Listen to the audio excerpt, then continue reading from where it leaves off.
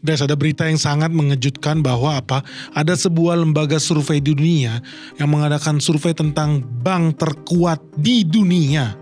Dia bikin daftar 10 bank, dan dari 10 bank terkuat di dunia ini lu jangan kaget ya. Peringkat satunya ternyata ada di Indonesia. Ternyata bank terkuat di dunia ada di Indonesia. Dan ini ternyata bukan Bank Mandiri, bukan Bank BNI, bukan Bank BRI yang ada di pelosok Labuan Bajo, bukan. Lu penasaran gak? Kok bisa ya ada bank di Indonesia bisa menjadi bank terkuat di dunia, peringkat 1 loh, gak main-main loh. Kalau lu penasaran, jangan di skip video ini. Karena apa? Karena ternyata bank ini memiliki sejarah yang berdarah-darah. So tunggu apa lagi? Let's check this out.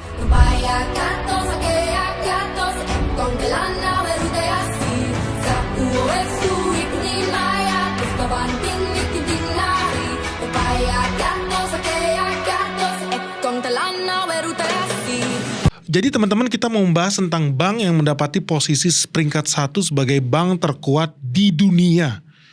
Dan ini mengalahkan bank-bank lain nih yang ada di Cina, yang ada di Thailand, di Afghanistan, dan lain sebagainya ya. Bisa-bisa jadi bank peringkat 1 terkuat di dunia. Ya good news lah buat industri perbankan di Indonesia. Dan ya gak lain dan gak bukan, lu udah pasti tahu dong. Nama banknya adalah Bank BCA. Bank Sentral Asia, prestasi tradisi perbankan internasional. Dan siapa yang sangka ya, ternyata bank ini masa lalunya, kalau teman-teman sekarang ditanya, siapakah pemilik Bank BCA? Pasti lu pada bilang pemiliknya adalah Jarum. Kenapa? Karena kalau lu lihat logonya Bank BCA itu adalah cengkeh. Cengkeh itu ya produk yang sering dipakai oleh rokok. Jadi lu pasti akan bilang, oh Bank BCA ini banknya Jarum. Tapi kalau lu menggali sejarahnya, ternyata Bank BCA ini didirikan oleh Salim. Dan pernah hampir bangkrut di bawah kepemimpinan Salim. Kok bisa ya sekarang malah jadi bank terhebat di dunia? So begini ceritanya. Jadi sejarah perkembangan Bank BCA itu dimulai pada tahun 1955 bulan Agustus tanggal 10. Di sini Bank Sentral Asia didirikan dengan nama originalnya bernama Perseroan Dagang dan Industri Semarang Knitting Factory. Baru kemudian di tahun 1956 NV Dagang ini atau perusahaan tekstil tersebut berubah menjadi sebuah perusahaan bank pada tanggal 12 Oktober 1956 bernama NV Bank Asia. Lalu selang 1 tahun, manajemen sepertinya pelin-pelan ganti lagi namanya, berubah menjadi Central Bank Asia. Yang kemudian berubah lagi nih namanya menjadi PT Bank Sentral Asia pada 21 Februari 1957. Jadi teman-teman bisa bayangkan ya, hanya dalam 2 tahun ini bank ini udah berganti-ganti nama sebanyak 3 kali, luar biasa ya. Dan satu yang menarik di sini adalah ternyata Bank BCA yang kita kenal itu dulu adalah perusahaan dagang. Dagangnya apa? Dagang tekstil. Jadi ingat ya, perusahaan investasi terhebat di dunia yang namanya Berkshire Hathaway, itu aslinya bukan perusahaan investasi, aslinya itu apa? Itu adalah pabrik tekstil. Jangan-jangan sejarah emasnya Berkshire Hathaway mirip-mirip nih sama Bank BCA. Yuk kita lihat setelah tahun 1957 apa sih yang terjadi. Nah, sejarah ini kemudian meloncat, menghilang. Kita tidak pernah dengar lagi apa yang terjadi oleh Bank BCA di tahun 60-an. Tetapi kalau kita lihat di websitenya Bank BCA, di tahun 1973 BCA melakukan merger pertamanya dengan Bank Sarana Indonesia. Lalu mereka kemudian di tahun 1976 melakukan merger kembali dengan Bank Gemari yang dimiliki Yayasan Kesejahteraan Angkatan Bersenjata Republik Indonesia. Wah, dari namanya kita udah tahu ini bukan perusahaan jualan kecap di perampatan Jalan Sudirman, tetapi ini adalah yayasan yang berhubungan dengan tentara alias ABRI pada saat itu ya. Kenapa akuisisi Bank Gemari ini vital nih bagi Bank BCA ya? Bukan cuma karena itu dimiliki oleh yayasan militer ABRI pada saat itu, tetapi karena Bank Gemari itu memiliki izin sebagai bank devisa. Jadilah sehingga kemudian Bank BCA setelah mengakuisisi Bank Gemari, mereka berhasil ya udah pasti mendapat database customer-nya Bank Gemari.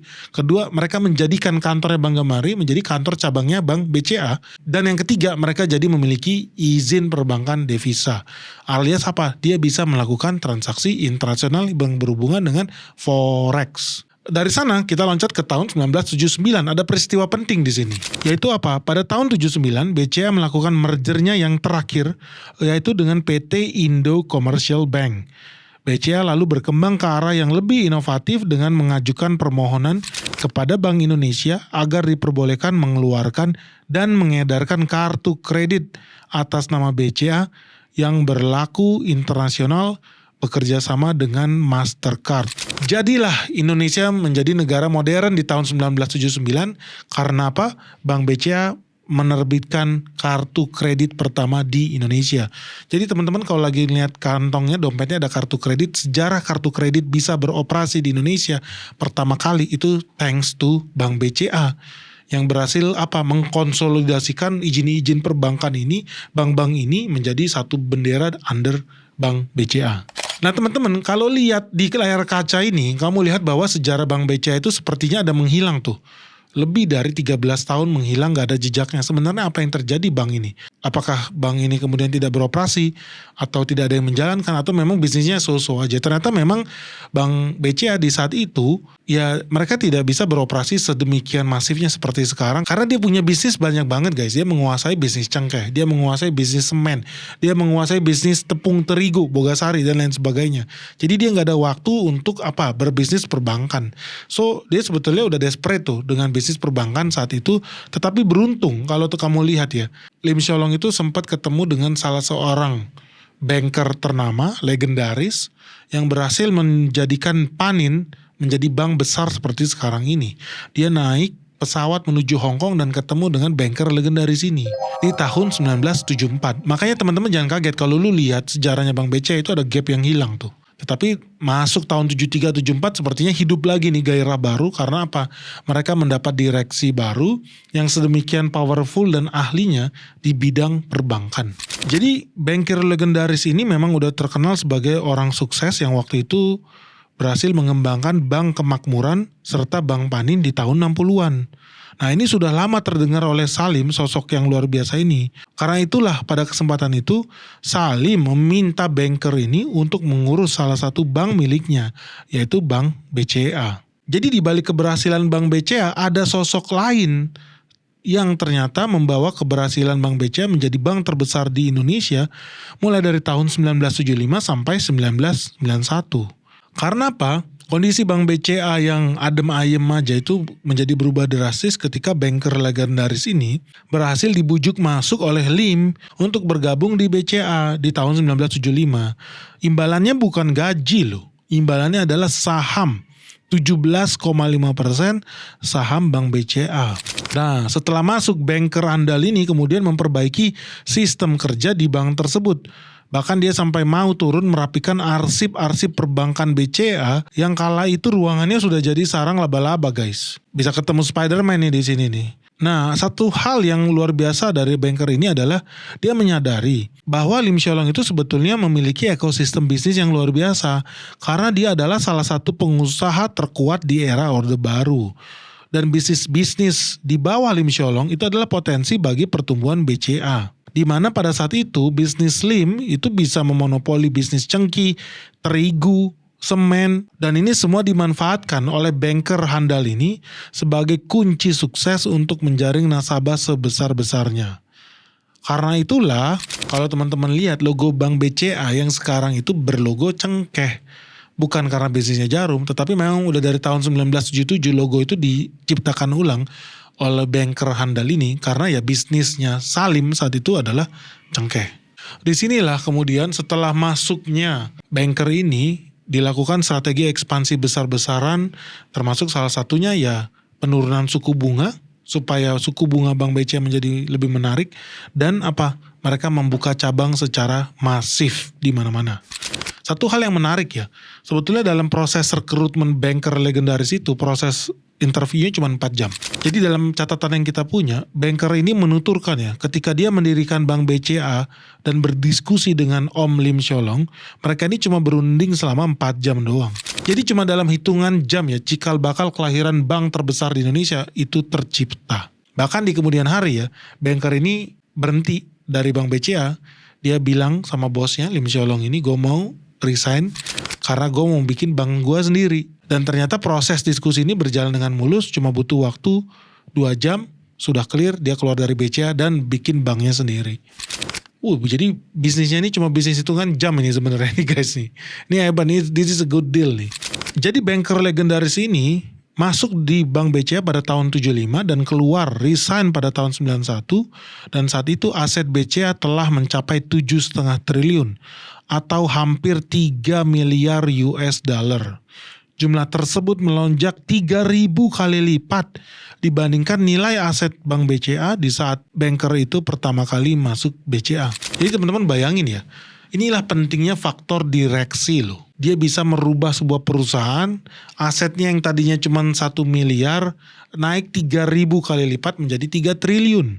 Yang lebih hebat lagi memang di kasusnya Bank BCA ini, karena dulu sebelum dia masuk direktur yang powerful ini, ya aset Bank BCA itu cuma sekitar 2 miliaran rupiah.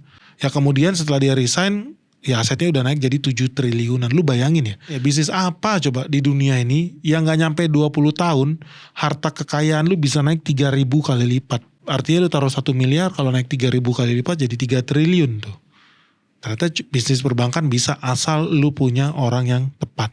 Nah keberhasilan orang ini ya terbukti ya setelah dia keluar dari BCA, bukannya dia tambah susah, tapi dia sebetulnya ya dibilang berhasil juga di bisnis perbankan. Bahkan dia berhasil mengakuisisi beberapa bank yang dilebur menjadi satu, menjadi sebuah bank miliknya sendiri, ya sekarang menjadi salah satu bank swasta terbesar di Indonesia yang gue tidak bisa sebutkan namanya. But anyway, gue gak mau bahas soal bisnisnya itu, tapi gue mau bilang adalah dia di dunia perbankan dia adalah legend. Dia adalah ahli di bidang bisnis perbankan, dan itu ya diakui oleh orang-orang di industri ini dari zaman dulu sampai sekarang. Jadi dia dianggap sebagai the magician, the magic man of bank marketing. Dan satu hal yang gak bisa dipungkiri ya, nama dia ada di dalam sejarah sukses Bank BCA. Dia pernah sebagai pemegang saham juga toh. Ya terlepas dari lu suka atau tidak suka dengan sosok banker legendaris ini, ya tetap memang dia bisa kita akui sebagai orang yang canggih di dunia perbankan. Halo guys, kalau lu seneng dengan konten-konten terkait investasi di channel Benix ini, sekarang kita bikin platform baru nih khusus nih, karena gue pengen banget sebetulnya dari zaman dulu itu bikin konten itu yang terbuka lah, yang kita bisa ngomong apa adanya, nyablak, tapi makin kesini kok makin susah ya berbicara di ruang publik seperti YouTube ini. Jadi buat teman-teman yang pengen banget belajar soal investasi, berdiskusi, sharing bareng, dan kita juga bakal punya acara tahunan, kita lagi bikin platform baru khusus investor. Ingat ya, trader dilarang bergabung. Lu yang trader jangan bergabung. Awas lu kalau gabung. Ini khusus buat investor. Diskusinya diskusi yang masuk akal, karena gue nggak mau. Gue ada gabung lah di sebuah forum saham. Istrinya ngebahas posisi lilin. Hari ini di atas, di bawah, di utara, di timur, apalah gitu. Gue capek banget asli. Scroll isinya bahas ilmu lilin kayak orang tolol. Kita ini investor, bukan tolol man gitu ya. Jadi kita bikin platform khusus investor. Lu semua, kita semua bisa berbagi ilmu pengetahuan kita, perjalanan investasi kita tanpa sensor, cuma di tempat ini. Jadi ya semoga ini juga bisa mengurangi ya ancaman-ancaman, surat-surat cinta, surat somasi dan lain sebagainya yang datang ke kita. Karena mereka nggak suka dengan channel Benix yang terlalu transparan membahas tentang mafia-mafia yang ada di Bursa Efek Kazakhstan. So, sampai ketemu guys di komunitas khusus investor yang bernama Benix Investor Group. Langsung klik link di bawah ini, www.benix.id.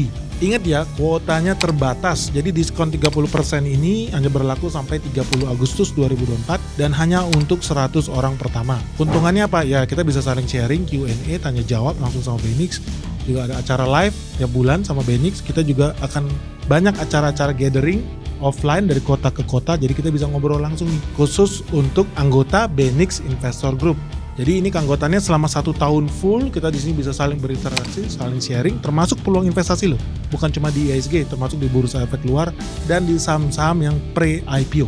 Jadi kita bisa masuk ke saham perusahaan tertutup, saham-saham pre-IPO yang potensinya bagus. So teman-teman, sampai ketemu ya di Benix Investor Group. Siapa cepat dia dapat. Ingat ya, kuotanya terbatas hanya 100 orang. Deadline-nya di 30 Agustus 2024. Langsung ya klik link di bawah ini. Tapi kamu tahu nggak, kejayaan Bank BCA itu ternyata ya setelah ditinggal banker legendaris ini memang sempat berlanjut sebagai bank yang hebat, tetapi ternyata mereka tidak bisa lolos dari krisis yang menimpa Indonesia di tahun 1998 dan bank ini terancam bangkrut. Bahkan mereka sempat disita oleh BPPN. Jadi aset-asetnya disita oleh Badan Penyihatan Perbankan Nasional. Loh kok bisa ya bank sebesar BCA itu tiba-tiba disita asetnya sama negara? Ternyata cerita ini bermula dari terjadinya bank rush di tahun 1998. Ingat ya, di tahun 1998 itu terjadi krisis ekonomi yang berujung kepada krisis politik, terjadi demonstrasi besar di mana-mana dan pada akhirnya berujung kepada perubahan rejim. Nah, di tahun 1998 Bank BCA itu terkena rush. Jadi banknya itu diserbu oleh para nasabahnya sendiri, mereka bahkan antri berjam-jam, ribuan orang antri buat narik duitnya dari Bank BCA. Di sini artinya Bank BCA itu sudah tidak lagi dipercaya oleh masyarakat untuk memegang harta karun mereka. Nah, ini penting banget prinsipnya dalam bisnis perbankan. Kuncinya adalah trust alias kepercayaan. Ketika kepercayaannya itu hilang, ya orang bisa panik, bahkan ngeras, berlomba-lomba untuk menarik duitnya dari bank itu. Nah, cerita ini sebetulnya bermula ya dari kondisi tadi ekonomi Indonesia itu makin lama makin buruk menjelang tahun 98. Diperparah dengan krisis kurs Indonesia yang terus-menerus melemah. Nah, pada saat itu ada sebuah bank swasta juga di Indonesia yang namanya Bank Suma. Bank Suma didukung oleh pengusaha terbesar nomor 2 di Indonesia dan Bank Suma kolaps. Nah, di situ menyebabkan apa? Persepsi masyarakat tidak lagi aman untuk naruh duit lu di bank swasta. Kenapa? Karena ketika Bank Suma kemudian dibekukan, ya banyak orang yang nggak bisa lagi ambil duitnya dan mereka kapok. Mereka takut duit mereka yang ada di bank-bank swasta bisa bernasib sama. Sehingga semua bank swasta pada saat itu diserbu oleh nasabahnya sendiri. Ya mau gimana lagi, kalau grup perusahaan terbesar nomor 2 di Indonesia aja punya banknya bisa kolaps gitu, gimana kalau kita nabung di bank-bank swasta yang lain? Sehingga jangan heran kemudian Bank BCA itu sempat terancam bangkrut.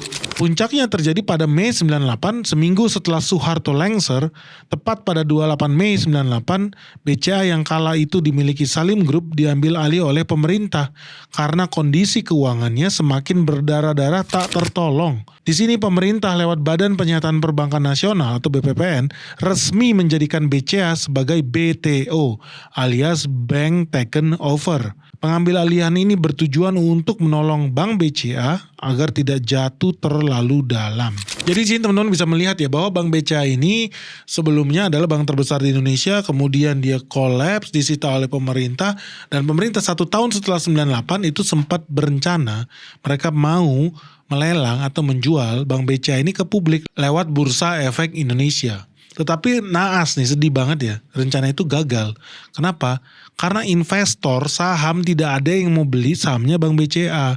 Padahal waktu itu melalui mekanisme yang ada di Bursa Efek Indonesia, saham Bank BCA itu dijual cuma seharga Rp1.400 doang. Gila, lu bayangin ya, Bank BCA itu gue bahkan sempat beli sahamnya itu harganya udah Rp34.000, Rp35.000, Rp36.000. Dulu dijual seharga Rp1.000 perak, nggak ada yang mau beli bro, Rp1.400 perak. Tetapi kenapa? Kenapa rakyat nggak percaya? Masyarakat masih belum bisa percaya sama Bank BCA. Karena apa? Karena pada saat itu masyarakat masih sakit hati, masih hancur hatinya karena mereka menyalahkan krisis moneter yang terjadi di Indonesia itu akibat perilaku Soeharto. Dan kroni-kroninya di sini ada si Salim ini. Jadi orang masih anti terhadap bisnis-bisnis yang terkait dengan Soeharto dan Salim ini. Dan itu masih panas. Jadi mereka masih panas hatinya sama BCA, kemudian dijual di harga 1.000 perak pun nggak ada yang mau beli. Akhirnya karena kemudian saham ini gagal dijual di Bursa Efek, ya baru kemudian datang presiden baru Megawati, dia berencana menjual 51% sahamnya Bank BCA ini ke publik. Nah di sini dibatasin nih, karena dia kasih syarat nih buat perusahaan-perusahaan yang mau ambil alih Bank BCA. Dan hanya 4 perusahaan yang kemudian tervalidasi menjadi final bidder nih untuk nawar Bank BCA. Yang pertama itu ada grupnya Bank Mega. Di sini lo tahu Chairul Tanjung. Yang kedua ada Bank Standard Chartered. Nah ini terafiliasi dengan Singapura. Yang ketiga adalah perusahaan investasi di Amerika Serikat yang namanya Farallon Group. Di kemudian hari kita tahu Farallon Group di belakangnya adalah Jarum Group. Yang keempat ini adalah konsorsium Indonesia yang kita tahu adalah kumpulan para pengusaha batik yang ada di Indonesia. Nah di sini bertarunglah mereka untuk mendapatkan kepemilikan Bank BCA. Tetapi ternyata dari banyak orang-orang yang mencoba nawar itu cuma sedikit yang berhasil mengambil hati pemerintah Indonesia. Salah satu yang ditolak itu adalah Bank Mega. Waktu itu alasannya Bank Mega ditolak adalah dianggap nih Bank Mega itu adalah di belakang layarnya dikendalikan oleh Salim Group.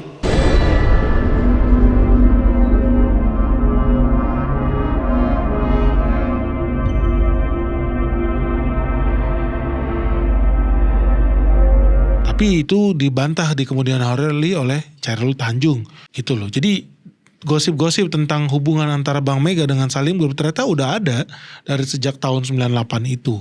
Nah, terus siapa dong dari 4 penawar ini, bidder ini yang kemudian menang? Ternyata yang kemudian menang Farallon Group yang di belakangnya ada grup Jarum. Nah, disinilah mereka satu-satunya yang berani membayar Bank BCA senilai 8 triliun alias 530 juta dolar pada mata uang saat itu. Jadi di sini guys kita bisa tahu bahwa Jarum berhasil menguasai 51% sahamnya Bank BCA itu melalui ya Varindo Investment itu. Sementara Varindo Investment ini adalah perusahaan gabungan nih. Di belakangnya itu adalah grup Jarum patungan nih sama Alerka sama Farallon. So kemudian gak lama 5 tahun setelah akuisisi itu di tahun 2007 akhirnya grup Jarum secara resmi itu sudah mengakuisisi Bank BCA. Dengan cara apa? Dia membeli 92,18% sahamnya Farallon yang ada di Varindo Investment itu.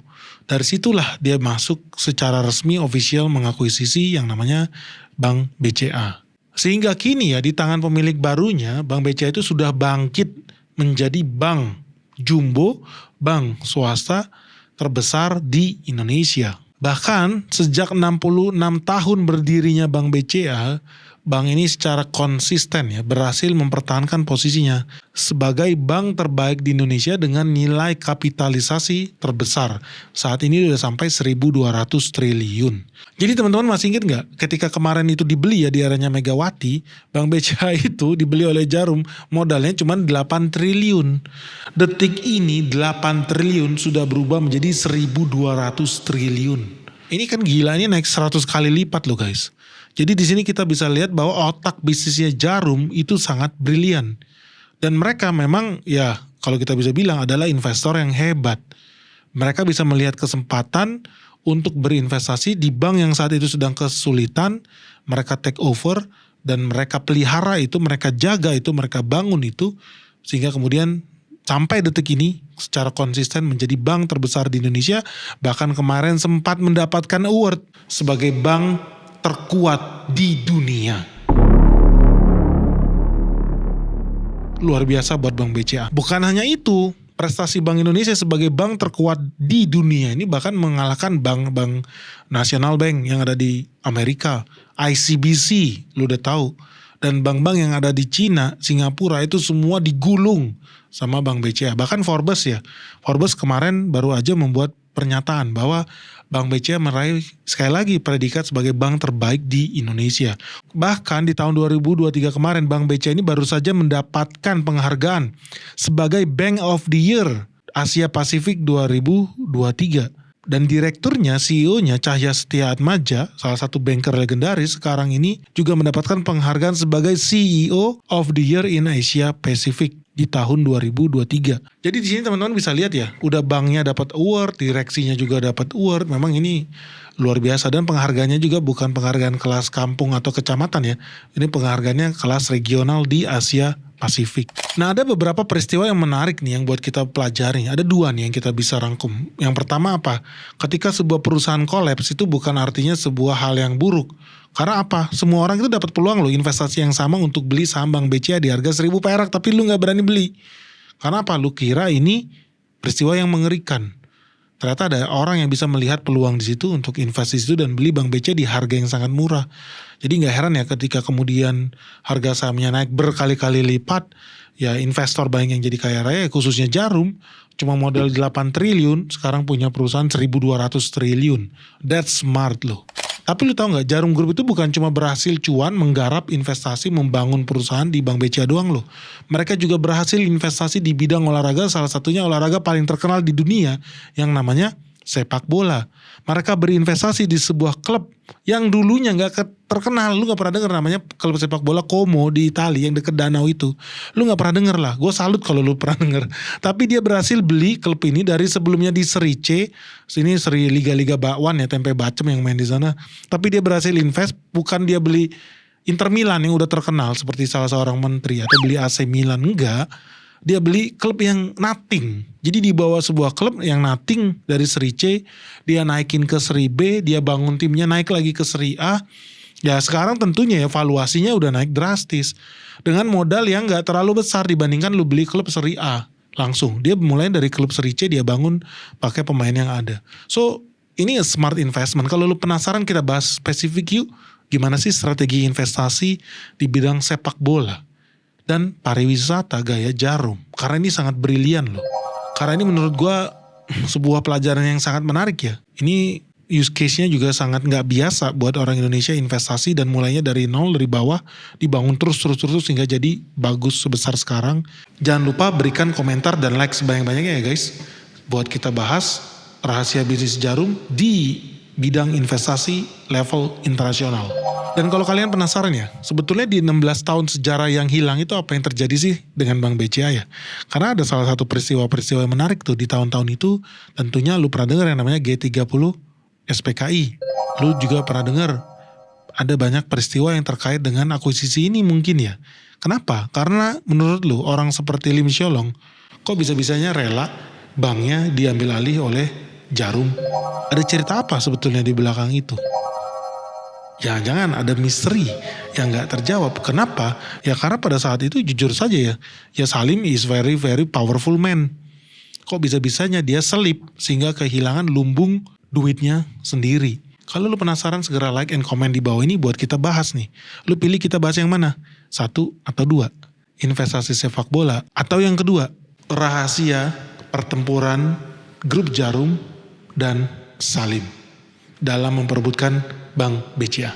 Oke guys, kalau lu pengen kita bahas di video selanjutnya yang pertama atau yang kedua, segera tulis di kolom komentar di bawah ini. Kita tunggu ya guys. Jangan lupa like sebanyak-banyaknya dan share video ini sebanyak-banyaknya. Salam sehat, salam cuan, bye-bye.